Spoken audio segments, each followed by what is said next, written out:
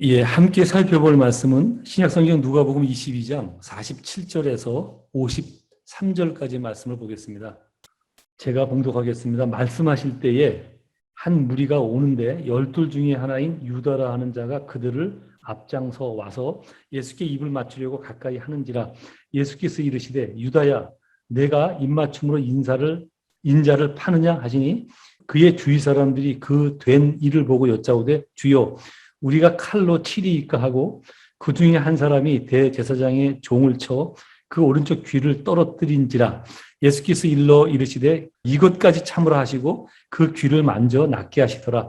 예수께서 그 잡으러 온 대제사장들과 성전의 경비대장들과 장로들에게 이르시되 너희가 강도를 잡는 것 같이 검과 몽치를 가지고 나왔느냐?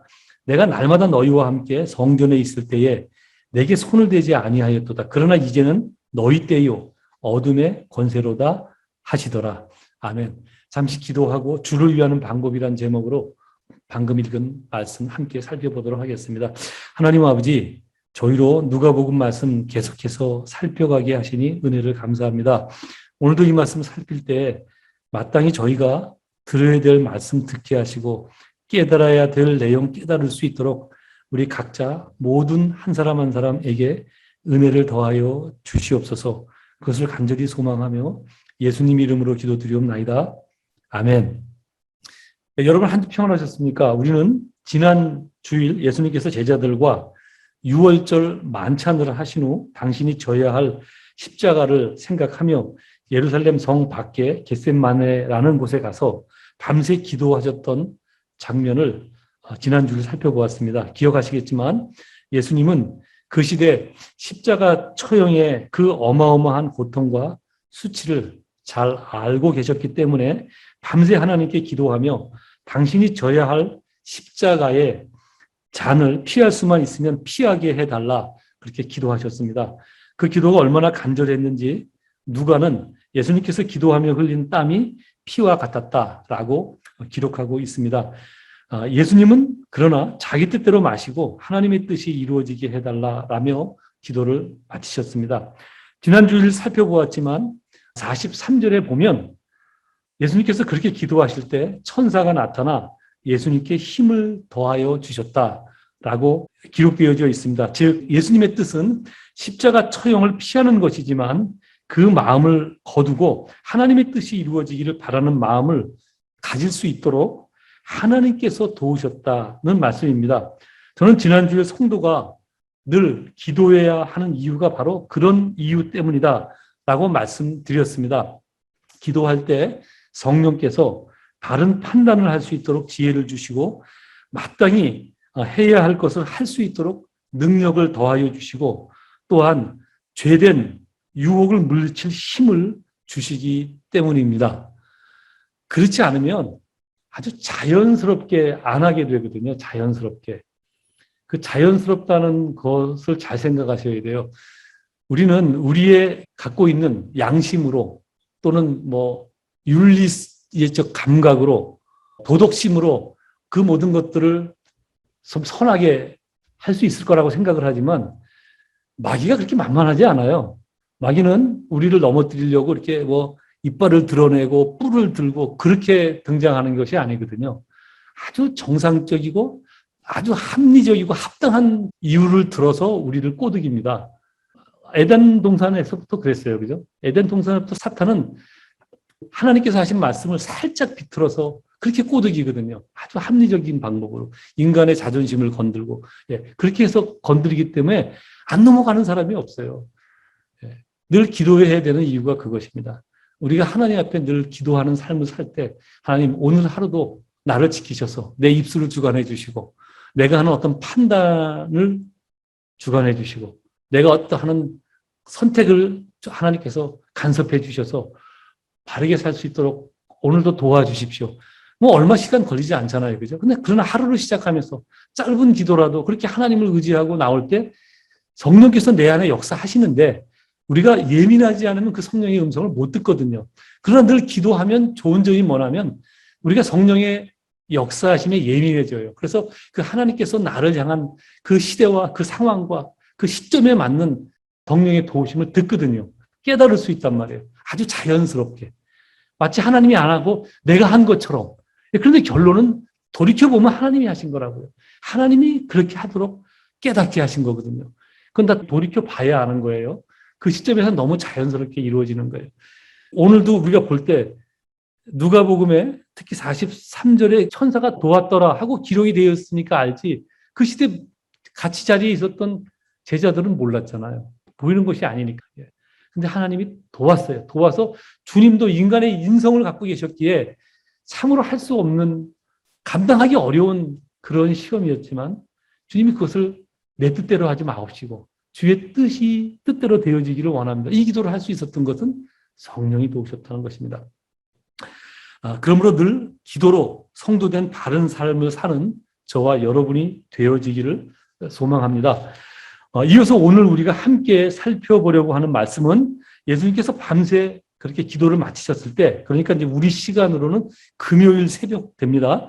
금요일 새벽 동이 트기 전 어둠이 아직 가시지 않았을 때 있었던 상황입니다.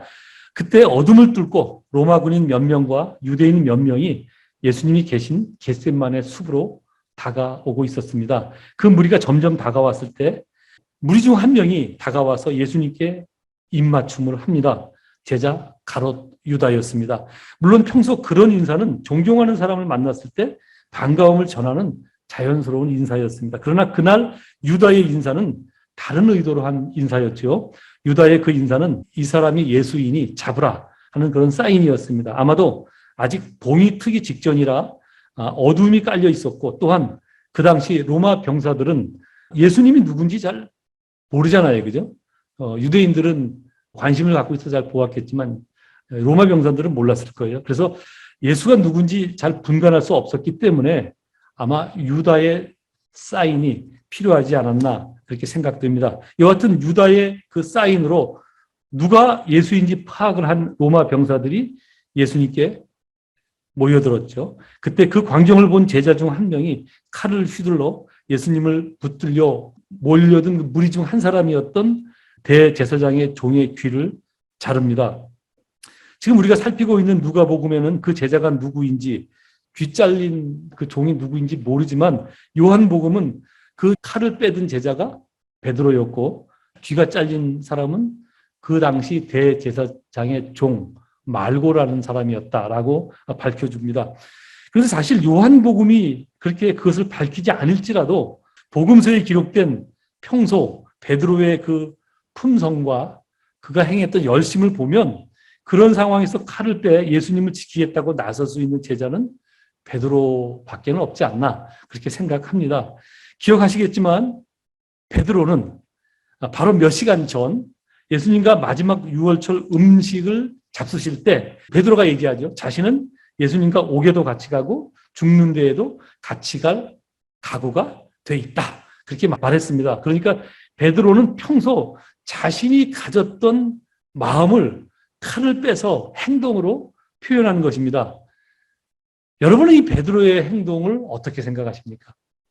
한번 감정이입을 한번 해보십시오.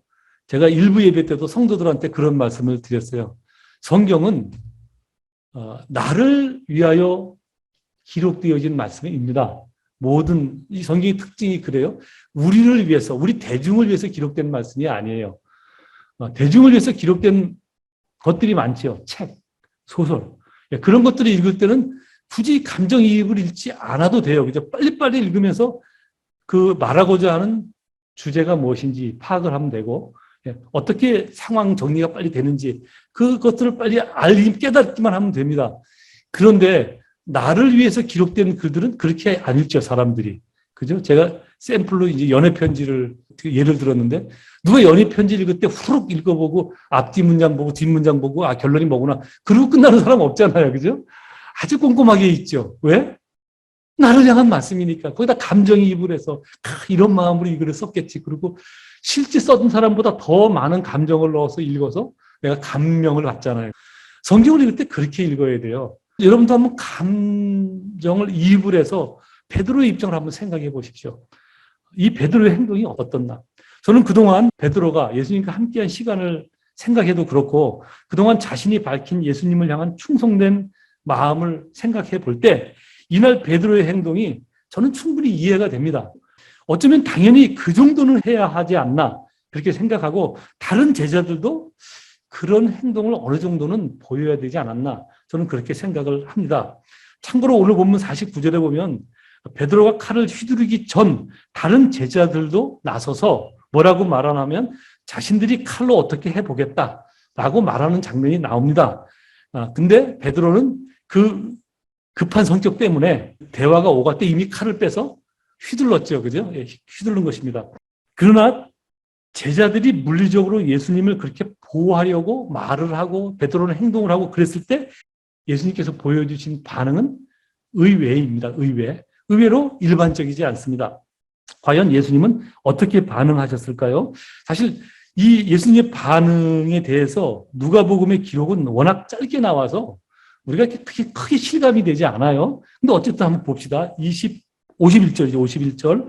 다 같이 읽겠습니다. 시작. 예수께서 일러 이르시되 이것까지 참으라 하시고 그 귀를 만져 낫게 하시더라. 예, 보셨듯이 예수님의 반응은 제자들과 베드로의 칼을 뽑아든 그 충성심에 부합하는 어떤 반응도 보이지 않습니다. 뭐 예를 들면 슬쩍 웃으면서 그렇지. 그 정도는 해야지 하는 어떤 일말의 어떤 힌트도 우리가 깨달을 수 없어요. 이게 누가복음은 많이 생략해서 기록한 내용이 이 정도거든요. 근데 마태복음의 기록에 보면 마태는 굉장히 소상하게 기록을 해놨어요. 그 마태복음의 기록에 보면 뭐라고 얘기하냐면 아주 단호하게 그 칼을 빼어든 베드로를 야단을 칩니다. 칼로 흥한 자는 칼로 망한다. 네가 이렇게 칼을 휘두르면 마땅히 되어져야 될 하나님의 일이 어떻게 되어지겠냐. 뭐 이렇게까지 나무라시면서 생각을 해보세요. 딴 사람은 말로만 할 때 본인은 칼을 휘둘렀는데 그 다른 제자들 보는 분 앞에서 특히 로마 군인들 보는 앞에서 오히려 베드로를 야단을 치시고 그 귀가 잘린 말고의 그 귀를 만져서 치료를 해 주십니다. 그리고 예수님은 그렇게 말씀하시죠. 자신을 잡으러 온 사람들에게 지금은 어둠의 권세가 역사하는 너희의 때라. 그렇게 말씀하시며 그들의 체포에 순순히 응하셨습니다. 제가 일부 예배 때도 짧게 말씀드렸는데 지금은 어둠의 권세가 역사하는 너희의 때라 하는 요 예수님의 말씀에 우리가 돋보기를 들이댄다면 이것도 한 주 설교를 사실은 해야 돼요. 우리가 신앙생활하면서 성경에서 중요하게 다루고 있는 한 명제가 있다면 이게 하나님의 때예요. 이 하나님의 때는 오늘날도 여전히 역사되거든요. 그래서 제가 질문을 드린다 그러면 예수님이 언제 태어나셨어요? 12월 25일 날? 그렇지 않다고 몇 번 말씀드렸죠. 그날은 로마 사람들이 그냥 그 날을 정해서 기념한 날이지 예수님이 12월 25일 태어난 게 아니에요. 그때는 성경에 기록되어 있지 않아요. 성경은 제가 자주 말씀드리지만 예수님에 대해서 어떤 정확한 때나 정확한 장소를 일체 말씀하지 않아요. 그거 알려주면 다 우상되거든요. 말씀하지 않아도 자기들이 임의로 만들어 놓고 우상 삼는데 뭐 말씀하면 어떻겠어요? 성경은 예수님이 태어난 날을 정확하게 말씀하지 않아요. 말씀했다 그러면 그날 난리 났을 거예요. 아마 그 날이 우상이 됐을 거예요. 성경이 기록하고 있는 예수님이 태어난 때에 대해서 힌트를 주는 구절이 갈라디아에서 나와요. 아주 짧게 나오죠. 때가 참해. 중요한 것은 하나님의 때라고요. 신앙 안에서 하나님의 때가 굉장히 중요합니다. 그래서 우리도 신앙생활할 때 어떤 때는 어떤 것 아무리 기도해도 아무 응답이 없어요. 그런 때가 많아요. 예를 들면 구약이 끝나고 신약이 시작되기 전 그 중간 한 450년에서 500년의 기간을 보통 우리가 암흑기라고 그래요. 그때 많은 성도들이 기도했어요. 왜냐하면 이스라엘이 어디죠? 그 로마한테 당하고 그 전에 그리스한테 당하고 엄청 당하던 시절이거든요. 500년 내내 밟혔어요. 중간에 한 7, 80년간 잠깐 독립의 시간이 있었고 나머지는 전부 외세의 침입을 당했어요. 근데 그 전에 어땠어요? 바벨론의 포로로 끌려갔다 돌아왔잖아요. 그래서 돌아와서 한 일이 뭐예요? 성전 재건하고 성벽 다시 쌓고 신앙 재건 운동을 했거든요. 왜냐하면 우리가 바벨론에 끌려가서 이렇게 고생한 이유는 하나님의 뜻대로 살지 않았기 때문이다 라는 것을 깨닫고 그때부터 하나님의 뜻대로 살겠다고 무지무지 애를 씁니다. 제가 말씀드렸잖아요. 이스라엘 사람들은 그 바벨론 포로에 돌아온 이후부터 그들은 지금까지도 우상을 섬기지 않는다고. 어떤 좋은 의미만 봤을 때 우상을 지금까지도 섬기지 않는다고요. 그래서 그들이 열심히 이제 하나님께서 우리를 위해서 무언가를 해줄 줄 알고 열심히 기도를 했어요. 100년이 흘러도 아무 일은 생기지 않으니까 그들이 실망을 했거든요. 그 실망할 때 쓰여진 기록이 말라기서예요. 하나님의 날이 반드시 온다. 그 말라기의 주제가 그거거든요. 그러니까 실망하지 말아라 하는 얘기라고요. 근데 그 이후로도 시간이 또 한 400년을 흘러갔어요. 무슨 일이 있기는 뭐가 있어요? 오히려 고난만 더 스럽고. 그리스가 망해서 좀 날만 했더니 그래 더 센 로마가 와서 이스라엘을 침범을 하고 못 살게 놀았잖아요. 근데 그 시간이 헛된 시간이 아니죠. 그 시간은 예수가 오셔야 되는 시기로 익어가고 있는 시간이었어요. 그래서 때가 참에 예수가 오신 거예요. 신앙 안에는 이 하나님의 때가 굉장히 중요하다. 이 말은 오늘 주제하고도 이게 연결이 돼요. 그래서 우리는 하나님의 뜻에 순종을 해야 되는 거거든요. 결론을 미리 말씀을 드리면 그렇습니다. 어쨌든 그렇게 지금은 어둠의 권세가 역사하는 너희의 때, 그러니까 악한 너희의 때다. 그렇게 말씀하시면서 예수님은 그들의 불합리한 체포에 순순히 응하십니다. 여러분, 만약 여러분이 베드로였다면 예수님의 이런 반응에 어떤 생각이 들었을 것 같아요? 여기도 한번 감정이입을 해보세요. 여러분이 베드로였다면, 만약 저였다면 저는 무지 섭섭했을 것 같아요. 절박한 상황에서 위험을 무릅쓰고 베드로가 용기를 낸 건데 칭찬을 못 해줄 망정 칼로 흥한 자는 칼로 망할 수 있다니 도대체 웬 섭섭한 말씀입니까? 그 말씀을 하시거든요. 여러분, 예수님은 왜 이런 반응을 보이셨을까요? 베드로의 행동에. 여러분, 사실은 그래서 우리는 이 장면을 주의 깊게 살펴볼 필요가 있습니다. 왜냐하면 오늘을 사는 우리도 종종 예수님을 위해 무엇인가 하고 싶고 예수님의 마음에 드는 삶을 살려고 누군가는 애쓰고 있거든요. 그죠? 어느 정도는. 많지 않을 수도 있어요. 많지 않을 수도 있는데 어쨌든 어느 정도는 애를 쓰고 있습니다. 아직도 사실은 그런 생각이 없는 성도들도 물론 많아요. 그러나 신앙이 조금씩 성장하여 하나님이 누구신지 알게 되고 예수가 누구인지 알게 되면 그리고 하나님의 나라가 실제한다는 것이 어느 정도 이렇게 딱 느껴지면 그때부터는 상황이 달라지거든요. 뭔가 관심이 하나님 나라에 쏠리게 돼 있어요. 하나님을 위해서 뭔가 하고 싶은 마음이 자기도 모르게 자기 생각을 제어하고 자기 행동을 제어하게 되어져 있거든요. 그런데 오늘 본문에 등장하는 베드로처럼 뭔가 작심하고 예수님을 위해서 무엇인가 했는데 그것이 결코 예수님이 원하는 것이 아닐 수 있다는 거예요. 베드로가 그런 행동을 했는데 주님께서 오히려 베드로를 나무라셨거든요. 그죠? 이럴 수 있다는 거예요. 그러니까 우리는 이 장면을 굉장히 주의 깊게 살펴봐야 됩니다. 왜 그러셨을까? 그죠? 왜? 이것이 나한테도 해당되는 이야기이기 때문에 그렇습니다. 여러분, 그렇다면 베드로가 주를 위했던 마음에 무슨 문제가 있기에 예수님은 베드로의 열심에 대해 칭찬은커녕 나무라기까지 하셨을까요? 아예 정답을 빨리 말씀드리면 베드로는 주님이 원하시는 것이 무엇인지 몰랐기 때문에 그렇습니다. 어쩌면 아예 관심이 없었을지도 모릅니다. 예수님은 약 1년 전부터 그러니까 예수님이 공생애 3년을 사셨잖아요. 그죠? 그중에 2년은 이런 말씀을 안 하셨어요. 어떤 말씀이나 하면 마지막 1년 차를 남겨놓고는 당신이 예루살렘에 올라가 고난을 받아야 하고 결국 죽었다가 다시 살아나야 한다라는 말씀을 자주 하셨어요. 그러니까 복음서에 기록된 것만 약 4번이 기록되어져 있어요. 근데 복음서 기록이 워낙 그렇게 짧은 시간의 기록이거든요. 뭐 아시다시피 누가복음 같은 경우 누가복음 9장서부터 19장까지가 마지막 6개월에 관한 내용이에요. 그러니까 나머지 2년 반은 예수님이 아무 말씀도 안 하시고 아무것도 안 하셨을까요?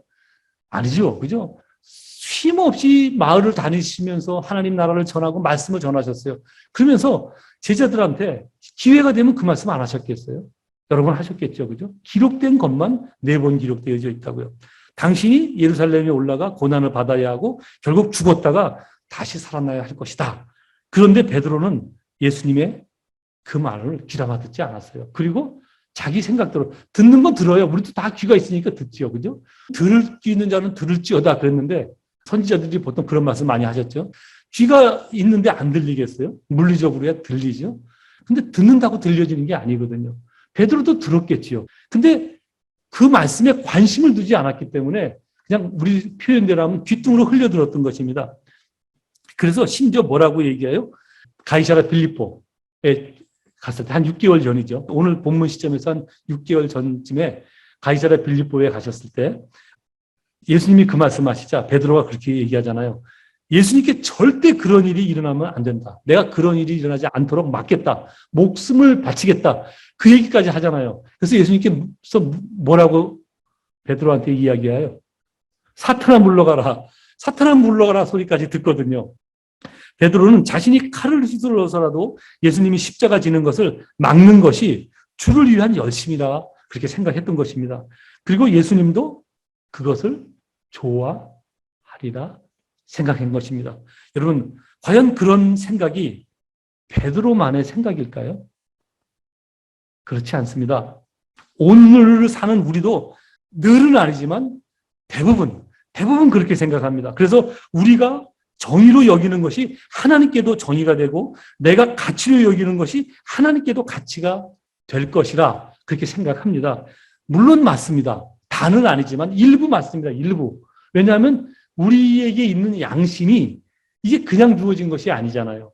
하나님께서 지으신 하나님 창조에 그 남아있는 흔적이거든요. 그러니까 우리의 양심이 이게 다 나쁜 게, 다 잘못된 게 아니에요. 양심으로도 얼마든지 살 수 있어요. 그래서 예수 안 믿는 사람들도 괜찮게 살고 멋있게 살고 윤리와 도덕을 갖고 오히려 성도보다 더 많이 갖고 사는 이유가 바로 그것이에요. 모든 인간은 하나님 창조의 흔적이 그대로 남아있거든요. 타락을 했지만 어느 정도 자기도 모르게 분연듯이 그런 흔적이 나타난단 말이에요. 하나님의 흔적이.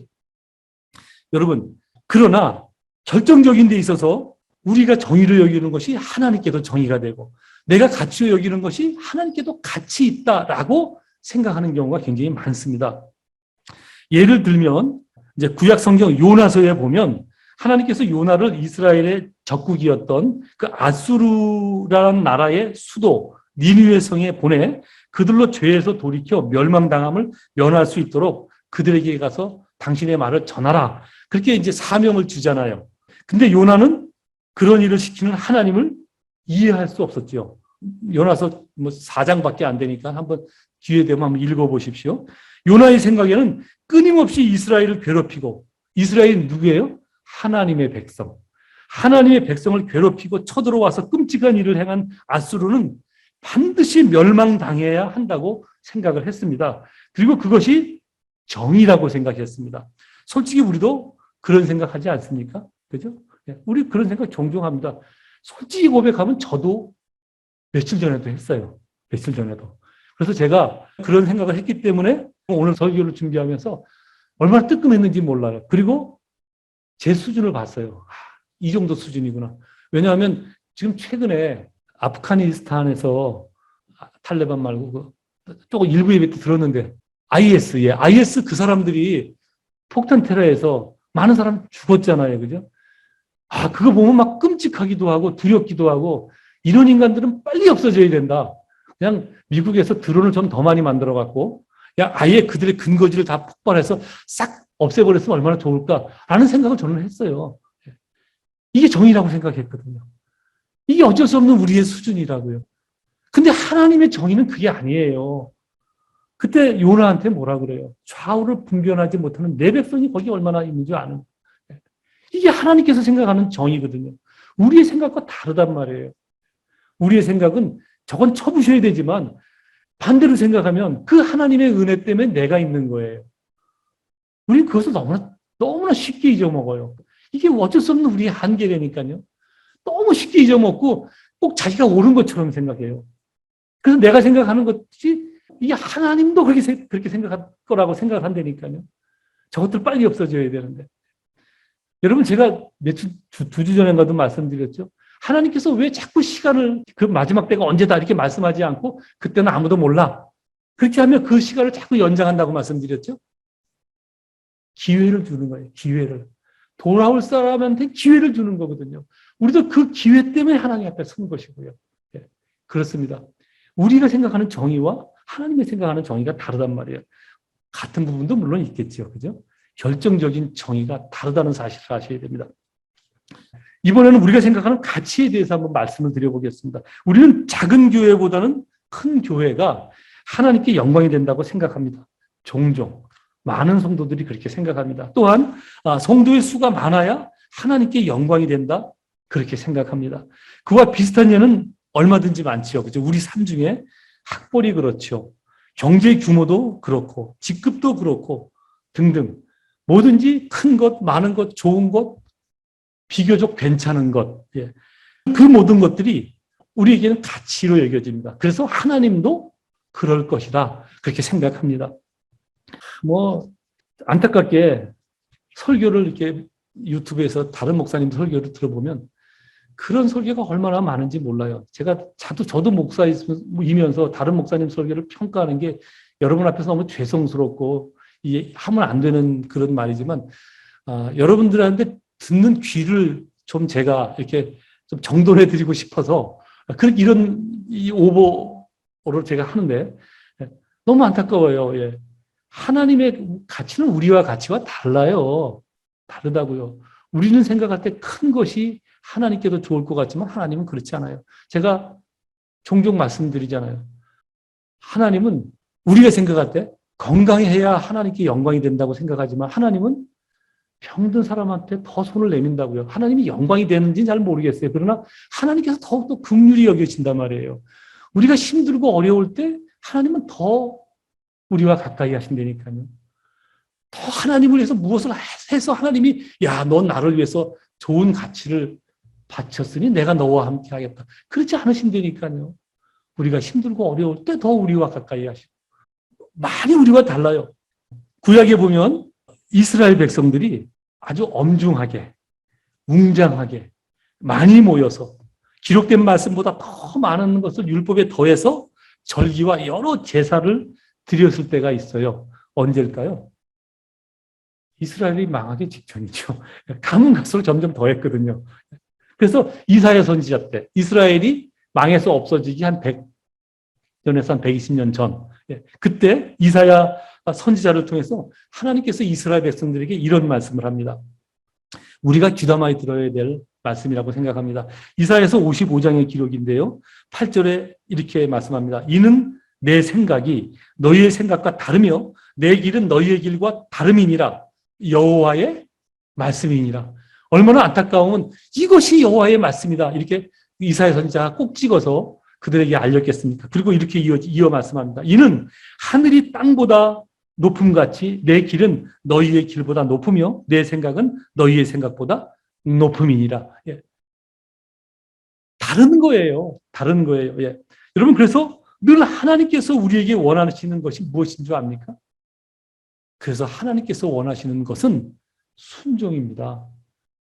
여러분 하나님이 갑질하는 것이라고 생각하지 마세요. 하나님 갑질하시는 분이 아니에요.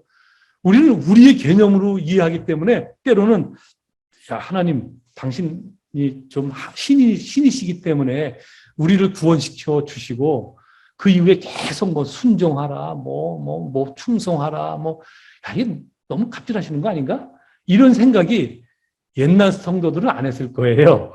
근데 오늘날 성도들은 특히 갑질을 근절해야 되는 세대에 살고 있는 요즘 젊은이들은 할지도 몰라요. 근데 착각하지 마십시오. 주님은 갑질하는 게 아니에요. 갑질하시기 위해서 순종하라 말씀하시는 것이 아니라 우리의 생각과 하나님의 생각이 다르기 때문에 그래요.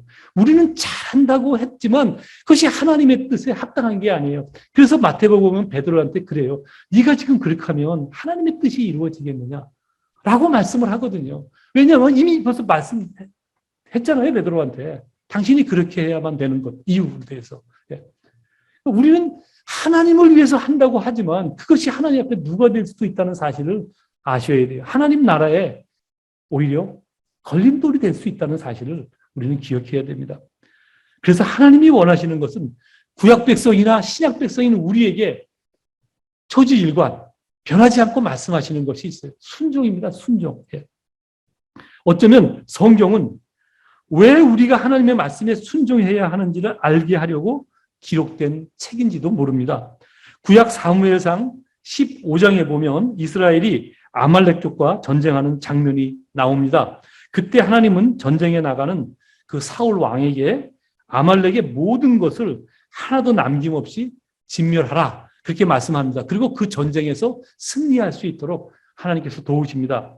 그러나 전쟁에서 승리한 사울 왕은 온갖 좋은 짐승을 전리품으로 가지고 옵니다. 그때 그것을 본 사무엘 선지자가 왜 하나님의 말씀대로 하지 않았냐, 그렇게 나무라자 사울 왕이 말합니다. 하나님께 좋은 것으로 제사 드리기 위해서 그것들을 가져왔다라고 말합니다. 그러나 사무엘 선지자가 아주 중요한 말씀을 사울 왕에게 합니다. 하나님은 제사를 원하는 것이 아니라 순종을 원한다, 그렇게 말씀합니다. 신약 성경에도 우리가 생각하는 가치와 하나님이 생각하는 가치가 다르다는 것을 말씀해 주는 내용이 등장합니다. 마태복음 25장 42절에서 45절까지 보면 마지막 심판의 날, 사람들이 하나님의 심판대 앞에 섰을 때 하나님께서 성도들을 판단하시는 것에 대한 그 말씀을 비유로 말씀합니다. 예수님께서 그때 하나님께서 마치 농부가 가축우리의 양과 염소를 각각 분류해서 넣기 위해 성도들을 그렇게 분류할 것이다 라고 말씀합니다. 그 예수님의 비유에 보면 스스로 하나님의 뜻에 합당한 삶을 살았다고 자부하는 사람들을 하나님이 인정하지 않고 다른 쪽으로 분류를 하시거든요. 그러나 그 반대로 스스로 하나님을 위해 아무것도 한 일이 없다고 생각하는 사람들을 하나님은 의로운 일을 한 사람으로 분류합니다. 그때 의로운 일을 한 사람으로 분류된 사람들이 말을 합니다. 우리가 언제 주를 위해서 무엇을 했습니까? 우리 아무것도 한 것이 없는데요. 그러자 하나님께서 말씀합니다. 너희가 지극히 작은 자가 굶주렸을 때 그 사람을 먹이고 입히었고 돌보는 것이 곧 나를 위한 것이다. 여러분 반대로 생각해 보십시오. 성경에는 등장하지 않지만 내가 주를 위해서 많은 것을 했다고 자부했 그 사람들, 그럼 무엇을 하고 살았기에 그렇게 하나님 앞에서도 우리는 주를 위해서 많이 했습니다 라고 자부를 했을까요? 어쩌면 우리가 생각하고 있는 그런 것들인지 몰라요. 그죠? 그런 것들이 다인지도 몰라요. 근데 주님이 뭐라고 말씀하신다고요? 너희가 지극히 작은 자 한 사람이 굶주렸을 때 먹이고 입혔고 돌보는 것이 곧 나를 위한 것이다. 그렇습니다. 사람들은 생각합니다. 외형적으로 화려하고 규모가 큰 봉사를 하나님도 크게 여기시리라 그렇게 생각합니다. 그러나 하나님의 생각은 전혀 그렇지 않음을 잘 나타내 보여주고 있는 장면이 마태복음 25장 내용입니다. 결론으로 말씀드리자면 하나님께서 원하시는 것은 순종입니다. 순종. 즉 하나님께서 원하시는 것을 하는 것이 주님을 위하는 바른 방법입니다. 아시겠지만 세상 종교는 예외 없이 신을 만족시키기 위해 정성을 동원합니다. 예를 들면 우상 섬기는 사람들이 새벽에 일어나 찬물에 목욕하고 기도하는 이유가 바로 그것입니다. 정성을 더해야 되죠. 그죠? 정성을 더합니다. 또한 불교의 그 유명한 3000배 기도도 좋은 예가 될 것입니다. 사람이 극복하기 어려운 기도 방법이거든요. 쉬지 않고 3000번을 한다는 게 미리 준비하지 않고 하면 허리 다 나갑니다. 무릎 다 나가고 허리 무릎 다 고장납니다. 여러분, 물론 기독교 성도들도 하나님 앞에 정성이 필요합니다. 정성이 있어야죠.